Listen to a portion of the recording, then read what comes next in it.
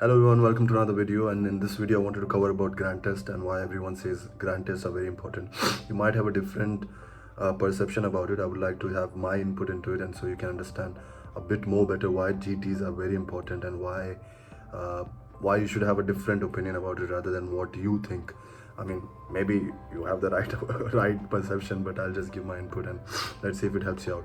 So, if you're thinking that the exam is going to be the same replica of what you do in the grand test, and or whatever you score in your grand test is going to be the same thing, you're wrong, because that's what happened to me. I had the reality check when I when I wrote the exam. So GTs, grand tests are mainly for three, four different things. First and foremost, what I think, what was necessary for me, and what I realized was it was to train my brain fatigue. And it's such an important thing, because imagine you're studying for 6 months, 1 year, or even you have been preparing for a long time, even let's say even 2 3 months, which is a long time, and you are having brain fatigue during the exam. You have done almost everything, but you haven't trained your brain how to sit this long for this much period to be able to solve this. So there is that was one of the most important thing which I was suffering for during the exam, in fact. Then it is also to train your brain for critical thinking under pressure. For example, like I've been telling about PYQs so much that they're one of the most important source, I would say. And you have been solving those, and you have been putting in the time and effort. But what is the point of it, of building that critical thinking? And if you cannot apply it, there's no application into the exam under like that timely manner. And from my exam, the previous one, the pattern has also been changed, where you're getting 50-50 questions per block, and it's not that simple. I realized during the exam they do manipulate few things. Like I noticed some things like numericals were asked towards the last 5 minutes, or towards the last 3 minutes of that particular block. So you need to train, like, even though you have done everything, you know the topic, you know the content, but and you know the critical thinking as well, like between the lines, but yet you're not able to perform under that pressure. So that's where GT comes through to save your life. like and another thing is that if you're doing test and discussion about one subject, you're doing maybe even for 4 or 5 subject, you made custom modules and whatnot, still I think it's not enough, because in the exam they're going to ask you all the 19 subjects, and the reality of that exam is going to be that you are going to have a lot of questions where you're just stuck. Like I promise, I swear to God, when I gave the exam, I thought I was gonna, honestly, I thought it was a bad exam, like, because I thought it should have been much better. But like, the reason being, I'm saying that because I was stuck with a lot of questions, where I was confused between the two options, or even I didn't even know the whole thing. Like it was insane. Like, for example, there was one question about scabies. It just haunts me back. Sometimes I'm sleeping, it just comes back. Like, they can ask about burrows, they can ask about the S-shaped pattern. And even they can ask about the treatment, like permethrin and ivermectin or something like that.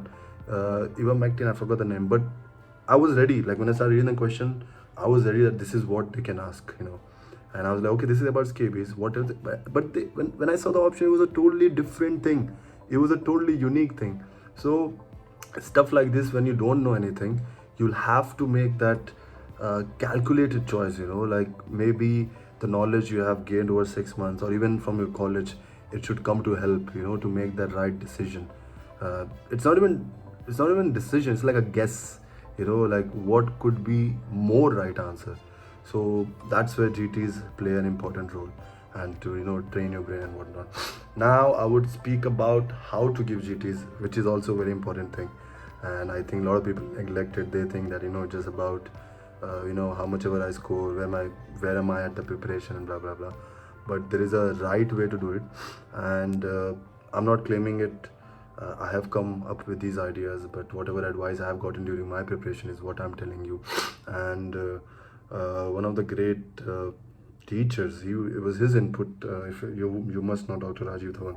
So what he used to say that is that if you're giving GTs, you have to give GTs like how you would give in the exam. You have to, like, you don't have to think like, okay, I'm sitting in my room, I'm chilling out, and I'm just going to give this GT. That's not how it should be. And I totally agreed with it. So he even mentioned that if you're giving a GT, and whatever, like for example, give it with your shoes on, you know, because most of the time in you'll be wearing shoes, you'll be traveling from like different cities or even different states within India or even different country if you're NRI. So you will be wearing shoes most likely, in my opinion, and you have to be in that uncomfortable situation. You have to train your brain in such a manner. So when I used to give GTs, I used to wear shoes, by the way. I swear to God, you find it like, oh, this is stupid, but I promise you, it helped me and it's very important. I used to take GTs that seriously. I would wear my shoes. Last 3 GTs I've given, I wore my shoes and I given those GTs. And whatever you do in those GTs, like you have to make up your mind. That's what you're going to do on the day of the exam. It's not. It shouldn't be like I'm just gonna flag this question, I'm gonna go to the next one. Like if you are keeping the habit of flagging questions in your GTs, do the same thing in the exam. Don't be like, you know what, I don't have to flag, I don't have time. No, train your brain in the same manner. Do not tweak things differently. Like the same concept of muscle memory, it's very important when you're in the exam. Things should flow smoothly. Like those small things, you know, how to approach the exam is not what your brain should be thinking about, but rather the question in front of you.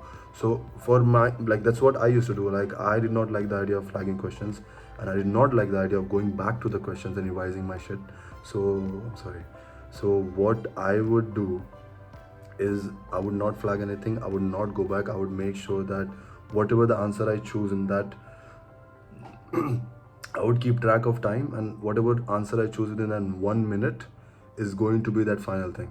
And it's not like you will spend the whole 2 minutes solving that one particular question. Like some of the questions are going to be like really quick. So when you are in a question where you're just stuck, you have time. You can give more than a minute as well. So I used to like manage time. Managing time, super important. You need to manage your time so well, and you know that's how you should train your brain using GTs. It's not your, of course it tells certain progress about your, you know, where you are in your preparation, but at the same time nothing matters. The 6 months will not matter if like you know everything. You have critical thinking, you know everything, A to Z, PSA, problem solving, assessment, blah blah blah.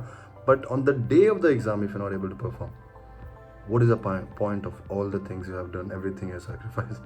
I'm sorry, I'm kind of sounding very heavy, but I'm just telling you that's very important. Train your brain for time management, super good. Then take the GTs very seriously. Like when you will, like a lot of people had that nervousness getting into the exam. I did not have it because I used to treat it like, you know, this is it. Every GT I've given, I used to have the mental that what if this came in the exam, would I pass or not? So whatever marks used to come, I used to accept it. Like even if it was bad, one of the GTs I've scored even 144 and I accepted it, and I was like, shit, like this is where I'm at. So I used, but like the whole point is that when I was solving that, even though I got 144, that's not what my concern was, what my result will be. But rather when I'm doing it, it's like do or die. Like I must do these questions. I must put in the time and effort in that particular moment to think it through, to, you know, like even if you have to summon God, you have to say anything. You have to, like, you're not able to decide, you have to say Jai Mata Di, you have to say Bismillah, you have to say Jesus, anything, whatever works. In that moment I'll be like, it's so important. Even giving GTs, that one question, because 1 mark can make or break. It's very, very important. I know a friend who even scored 149 his first attempt, and he went into depression. It was such a sad thing. So like, you know how important 1 mark is. So you need to treat each question in your GTs like it is do or die. If you're not going to take it very seriously, your brain will not be ready on the day of the examination. You will get nervous. But if you're doing multiple GTs with the same concern, when you sit in the exam, you're not worried about being nervous, you're not worried about anxiety, you're not worried about time management. What you have to worry about is solving it. That's the most important thing. Then what else? Yeah, so the pattern has changed from the previous attempt, from the July attempt. Prior to that, it was just 300 questions, 300 minutes and whatnot, but now it is 50 questions, and I believe 50 minutes for it. I'll just double check if I'm not wrong. And you cannot go back to the questions. like to the previous block. Whatever the block you're doing, you can only do in that particular block. So I think the ideal thing is to give 5 minutes between each block. Like try solving those 50 questions that you have 5 minutes remaining towards the end. And what you'll do with this 5 minutes is not to revise things, at least for me. Like I decided I'm not going to revise things. If you want to do that, you're doing that in your GTs, you're getting that habit, you're getting that muscle memory, you can do that. But my intention used to be that 5 minutes is to relax my brain. I'm gonna chill out. I'm gonna assess what the first block was which I just gave and what I need to do more. I shouldn't get demotivated. I shouldn't get, So I'm a spiritual person. I believe in God, and what that 5 minutes I used to do was I used to pray. I just used to pray. Just do whatever makes you happy. Think about your mom, think about your girlfriend, whatever makes you happy. Think about God, anything, whatever works to calm you down, and say to yourself that next block I'm gonna do insane. Believe in yourself. In that 5 minutes, you need to give yourself the motivation talk that no, I'm gonna do this. And yeah, I used to do that. I used to do that even in the GTs. So get that habit in the GTs as well. And when you're giving the GTs, of course, in the real exam, after the first part 1, you have this amount of time, you get to eat and blah blah blah. Still it's less. I'll talk about the exam day in another video. But in this video, so once you're done with the first part, maybe just take a break, have some small snack, 10-15 minutes, and then get back to the next one. And trust me, you'll realize brain fatigue is a real thing. I have done about 5 GTs, and I used to get tired towards the end. Even on the day of the exam, the last block I was thinking about food. I was so hungry. Even though I ate in the break, I was like, man, I could smash a nice biryani or samosa or something like that. So yeah, like trust me, you'll realize that it's very important to train your brain, give a lot of GTs so you are mentally prepared and you don't get that brain fatigue or mental fatigue towards your in your exam. So I have done, as I said, 5, and it's a very subjective and opinion based things that maybe 5 are good in my opinion. Giving 5 GTs, I do not know, because I don't know how the progression should be, but for me it started with 144 and the 5th GT was 184, and in the exam I got 182. So maybe it was by luck that I had, like, every GT I gave, there was a slight progression, except like the 4th one, which was Marrow National Mock, and in that I got exactly 150, and it was a very hard paper, the Marrow National Mock. So I really can't comment, but more the merrier. If you're training your brain more, it's nothing wrong, but I think 5 would be great, and you would have other things to do as well, like doing PYQs and revising things. So yeah, if you can do more than good, well, and like it's the best thing. But I think 5 is not bad. 3 to 5 is like the minimum I think you can do. Regarding the reviews, so try to review your GTs. Why do I say that? Like, try to review it as soon as possible. It's ideal. But what I realized when I used to review my GTs, it's such time consuming. Like the whole day could go. Or maybe I was doing it wrong. I did not have the right guidance.